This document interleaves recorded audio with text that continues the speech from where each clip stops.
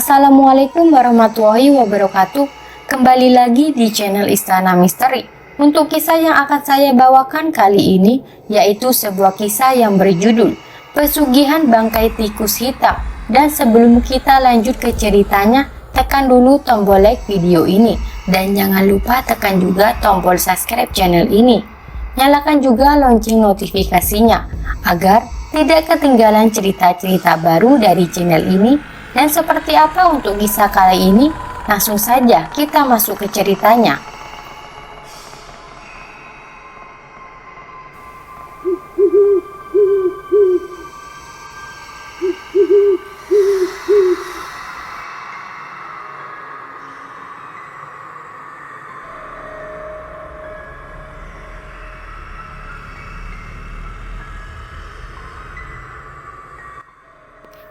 Pak Sahrul dikenal dengan kedermawanannya pada tetangga atau warga desa tempat ia tinggal. Bahkan nenekku sering diberi sembako dan juga THR setiap tahunnya oleh keluarga Pak Sahrul. Besok saya akan mengadakan syukuran di rumah. Saya harap kalian sekeluarga datang ya, ucap Pak Sahrul dengan ramah tersenyum. Baik Pak, kami sekeluarga pasti datang, jawab kakekku. Kalau begitu, saya pamit pulang dulu ya, kata Pak Sahrul masih dengan senyuman di bibirnya. Terima kasih undangannya, ucap kakekku. Pak Sahrul mengangguk dan tersenyum, lalu melangkah pergi. Keesokan harinya, pagi-pagi, aku, kakek, dan nenek pergi ke rumah Pak Sahrul yang tidak jauh dari rumah kami. Setelah sampai di rumah Pak Sahrul, kakek langsung bergabung dengan beberapa orang yang sedang memasak nasi di halaman rumah. Sementara nenek dan aku masuk ke dalam rumah, membantu Bu Sahrul memasak sayur dan lauk untuk syukuran hari itu. Hari itu adalah hari Jumat. Memang setiap hari Jumat, keluarga Pak Sahrul selalu mengadakan syukuran. Namun, anak Pak Sahrul, Dahlia, agak pendiam dan kadang tidak nyambung kalau berbicara. Tikus, bisik Dahlia padaku. Oh, kamu sudah punya tikus ya? Tanyaku pelan. Tikus makan, ujar Dahlia dengan suara yang agak meninggi. Tikus, tikus, teriak Dahlia berulang kali hingga akhirnya menangis. Aku yang kebingungan segera berlari ke dapur memberitahukan apa yang terjadi pada Dahlia. Anak itu benar-benar membuatku panik. Pak Sahrul segera meletakkan sendok sayurnya ke atas meja.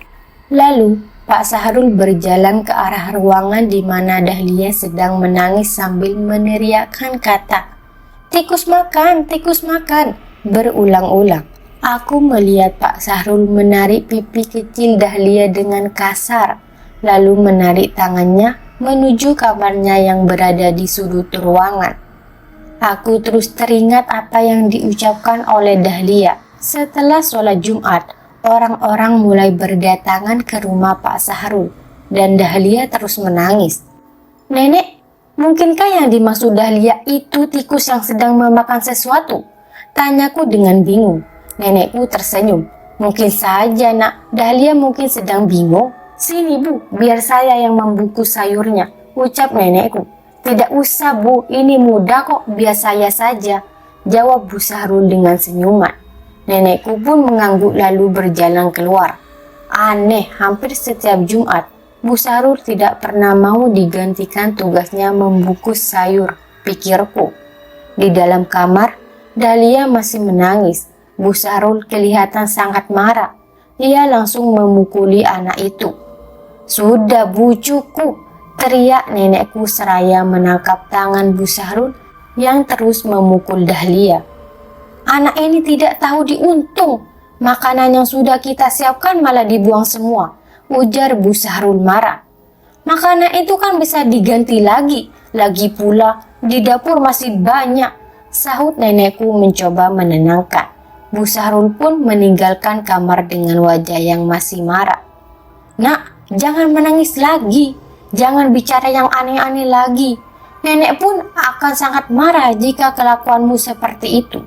Nenekku mencoba menenangkan Dahlia. Tiba-tiba terdengar suara yang sangat mengakakkan telinga, yaitu teriakan massal di luar.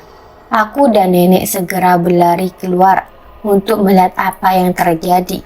Suara teriakan itu ternyata berasal dari arah dapur. Astagfirullah, ucap orang-orang. Aku mendengar suara muntah dari orang-orang di dapur. Ada apa ini, Bu? Tanya nenekku. Ada tikus hitam di dalam sayur, jawabku sebelum nenek itu bisa menjawab. Hari itu, orang-orang sekampung benar-benar dibuat tidak percaya akan kelakuan keluarga Pak Sahrul yang ternyata mendapatkan kekayaan dan kedermawanannya dari pesugihan dengan tumbal tikus hitam. Hari-hari berlalu, namun desas-desus tentang keluarga Pak Sahrul masih hangat diperbicarakan antara warga. Saya tidak menyangka ternyata mereka melakukan pesugihan. Pantas saja setiap Jumat Bu Sahrul tidak mau beranjak dari dapur, ujar nenekku dengan wajah yang menunjukkan rasa kecewa. Sudahlah, biarlah itu semua dipertanggungjawabkan oleh keluarga Pak Sahrul kepada Allah, kata kakekku dengan pelan.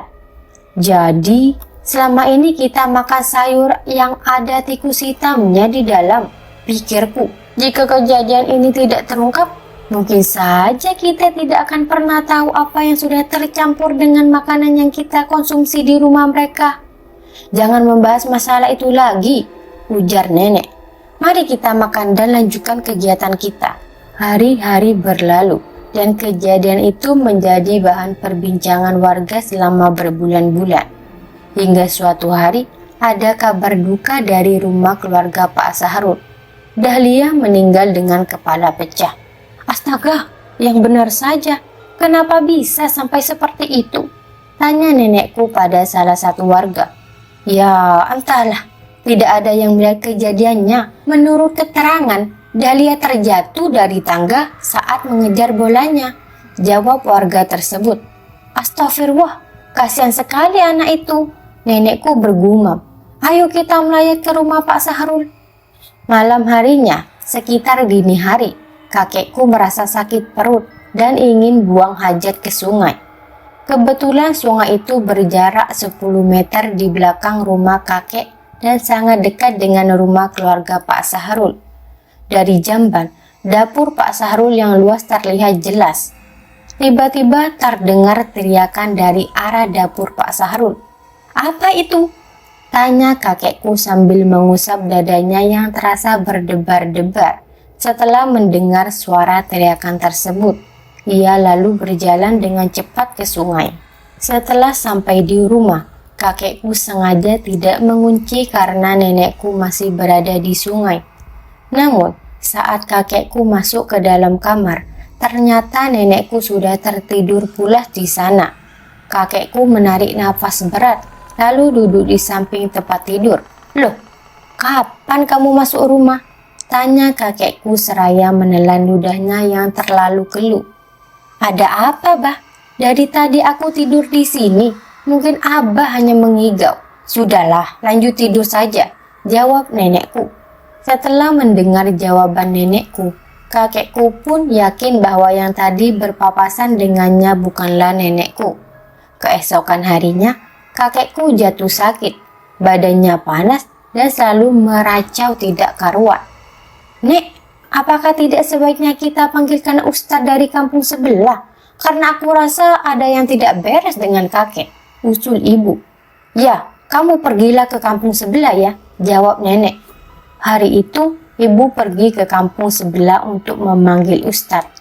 Sementara itu, aku dan nenek tetap berada di rumah. Aku merasa ada firasat yang tidak enak tentang kejadian-kejadian ini yang semua hampir berurutan. Kesunyian semakin terasa setelah ibu pergi. Nenek, aku takut, kataku seraya merapatkan tubuhku kepada nenek. Entahlah, cucuku, mungkin hanya perasaannya kita aja, jawab nenek. Tiba-tiba terdengar teriakan minta tolong dari luar rumah. Pintu rumah yang tidak terkunci itu terbuka, dan di sana berdiri Pak Sahrul dengan tubuh penuh darah. Astagfirullahaladzim, ucap nenekku seraya berjalan menuju pintu. "Ada apa ini, Pak?" tanya nenekku. "Oh, makhluk itu, ia membunuh anakku, ia mengejar kami," ujar Pak Sahrul terbata-bata. Suasana sangat mencekam. Suara teriakan di rumah Pak Sahrul masih terdengar. Aku terdiam dan hatiku terus berdebar. Tiba-tiba terdengar suara ketukan di pintu. "Assalamualaikum," suara dari luar rumah. Nenekku berjalan menuju pintu. "Waalaikumsalam," jawab nenekku seraya membuka pintu. "Alhamdulillah Ustadz akhirnya datang juga," ucap nenekku dengan lega. Lelaki berusia 30 tahun itu tersenyum ramah kepada nenekku. "Maaf kalau terlambat karena ada beberapa halangan di jalan tadi," kata Ustadz Azhar. "Ya Pak, silakan masuk," kata nenekku seraya mempersilahkan Ustadz Azhar dan 2 orang yang bersama masuk ke rumah. Ustadz Azhar pun berjalan menuju Pak Sahrul yang duduk meringkuk di sudut ruangan. "Pak Sahrul, kemari," panggil Ustadz Azhar, kata Ustadz Azhar. Namun Pak Sahrul terus menggeleng. "Tidak, tidak, tidak," ujarnya dengan nada panik. Setelah masuk ke dalam rumah, Pak Sahrul langsung duduk meringkuk di situ. "Ustadz, sejak tadi Pak Sahrul begitu," nenekku menjelaskan. Ustadz Azhar mengangguk dan langsung menuju kamar kakek. Saat itu, kakek menggeram, tampak seperti ada sesuatu di dalam tubuhnya. "Astagfirullah," ucap Ustadz Azhar. "Ayo, ambilkan air." Ustadz Azhar meminta salah satu dari mereka untuk mengambil air. Kemudian, Ustadz Azhar membaca doa dan memercikkan air ke tubuh kakek. Tiba-tiba, kakek muntah dan keluarlah sesuatu berbulu hitam. "Astagfirullah," ucap Ustadz Azhar sambil menggelengkan kepala. "Apa yang terjadi pada Abah Ustadz?" tanya nenekku. "Beliau sebenarnya tidak apa-apa, hanya saja semua minuman dan makanan kotor yang pernah dimakan atau tidak disengaja dimakan telah keluar setelah beliau bertemu dengan makhluk itu," jawab Ustadz Azhar. "Makhluk apa itu Ustadz?" tanyaku perlahan. "Makhluk yang membuat Abah jatuh sakit. Kalau ternyata yang tadi berpapasan itu bukanlah nenekmu, perasaan Abah tadi itu sangat tidak karuan," jelas kakekku pelan. Saat mereka sedang berbicara, tiba-tiba terdengar teriakan keras dari rumah Pak Sahrul. Suara teriakan itu memang terdengar sejak sore. Ustadz Azhar bangkit, namun ada 2 orang yang bersama menahannya. "Jangan ke sana," kata mereka. Ustadz Azhar mengurungkan niatnya dan melangkah ke sudut ruangan di mana Pak Sahrul bersembunyi. "Pak Sahrul, ceritakanlah apa yang telah terjadi sehingga suara teriakan itu terdengar," kata Ustadz Azhar. Dengan suara gemetar, Pak Sahrul mulai bercerita. "Pada hari Jumat, aku gagal memenuhi syarat itu. Dia benar-benar marah." Pak Sahrul tampak menyesal. "Pak, kita harus mengatasi ini dengan doa dan keteguhan hati. Apa yang Bapak lakukan ini tidak hanya membahayakan keluarga Bapak, tetapi juga masyarakat sekitar," ujar Ustadz Azhar. Saya tidak tahu harus bagaimana," Pak Sahrul berkata putus asa. Ustadz Azhar mendekat, menyentuh bahu Pak Sahrul dan mulai membaca doa. Pak Sahrul berteriak, "Jangan ikut campur." Namun Ustadz Azhar tetap membaca doa dengan khusyuk. Pak Sahrul mulai meludah ke arah Ustadz Azhar, tetapi Ustadz Azhar tidak bergeming dan tetap melanjutkan doanya. "Lepaskanlah keluarga Pak Sahrul," perintah Ustadz Azhar dengan tegas. 2 warga yang datang bersama Ustadz Azhar melihat dari kejauhan. "Ayo, bantu saya, pegang tangan dan kaki Pak Sahrul," pinta Ustadz Azhar. Mereka pun mendekat dan membantu memegang Pak Sahrul yang terus meronta. Dengan doa yang terus dilantunkan, perlahan tubuh Pak Sahrul mulai tenang. Ketenangan itu menandai bahwa sesuatu yang jahat telah pergi. Ustadz Azhar memanggil kedua warga yang tadi datang bersamanya. Mereka berdua saling berpandangan, tanpa enggan untuk menuruti permintaan Azhar. "Ayo cepat," kata Azhar dengan tegas. Akhirnya, kedua warga tersebut melangkah mendekat ke arah Ustadz Azhar. "Pegang tangan dan kakinya," perintah Azhar. Saat mereka memegang Pak Sahrul, tubuh Pak Sahrul bergetar hebat, seolah ada kekuatan yang berusaha keluar dari dalam dirinya. "Inilah waktunya, keluarlah dari jahat ini, wahai jin yang terkutuk," ucap Azhar dengan tegas. "Aku tidak akan keluar sebelum kau mengakui kekalahanmu," jawab suara asing dari mulut Pak Sahrul dengan nada penuh kebencian. Ustadz Azhar segera membaca doa-doa perlindungan dan pengusiran dengan khusyuk. Tiba-tiba, tubuh Pak Sahrul terjatuh dan mengeluarkan bau busuk yang menyengat. "Astagfirullah, ternyata Bu Sahrul sudah lama meninggal," ucap Ustadz Azhar terkejut. "Jangan teriak, Pak Sahrul."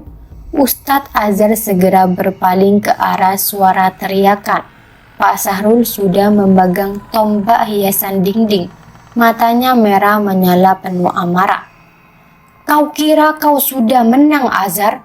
teriak Pak Sahrul. "Ikuti apa yang saya ucapkan, Pak," perintah Ustadz Azhar dengan tegas. Ustadz Azhar mulai mengucapkan kalimat-kalimat syahadat, berharap Pak Sahrul akan mengikuti. Perlahan, Pak Sahrul mulai mengucapkan kalimat yang sama, walaupun dengan susah payah. Setelah beberapa saat, Pak Sahrul akhirnya mengucapkan nafas terakhirnya, tanpa sempat mengucapkan kalimat syahadat dengan lengkap. Hari itu, suasana menjadi sangat suram di rumah keluarga Pak Sahrul. Mereka menemukan jasad Dahlia yang sudah membusuk di dapur. Setelah penguburan jasad keluarga Pak Sahrul, nenek, kakek, dan aku pun langsung pulang pindah rumah, lebih jauh dari rumah mereka. Cerita ini pun akhirnya selesai dengan kepindahan kami ke tempat yang lebih aman, meninggalkan semua kenangan dan misteri yang pernah menyelimuti rumah itu. Ketenangan perlahan kembali, meski trauma akan kejadian itu masih membekas di hati kami semua.